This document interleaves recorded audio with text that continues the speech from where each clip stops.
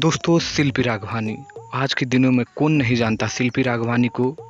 बीच road में बवाल काट दिए।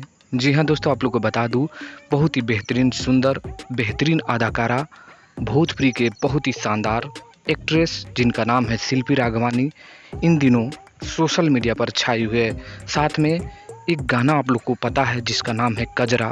भोजपुरी के दबंग स्टार खेसारी लाल यादव के गाने इतने बेहतरीन, इतने शानदार, इतने खूबसूरत होते हैं कि लोग उस पे रील्स बनाते हुए नज़र आते हुए हमेशा नज़र आते हैं।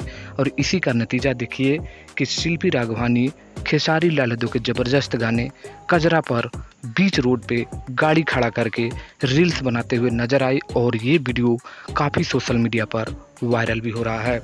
जहाँ तक मुझे मिला तो मैंने चाहा क्यों ना ये वीडियो खेसारी फैंस के पास पहुंचाया जाए, क्योंकि ये बवाल वीडियो है दोस्तों। बीच रोड में कोई एक्ट्रेस खेसारी लाल यादव के गाने पर डांस करना, ये बहुत ही सुंदर और बहुत ही अच्छा भी लगता है। तो मुझे अच्छा लगा दोस्तों, ये वीडियो देखकर आप लोग को पसंद लगा तो लाइक करिए। आने वाले खबरों के लिए चैनल को सब्सक्राइब कर लीजिए। मिलते हैं नेक्स्ट वीडियो में। धन्यवाद।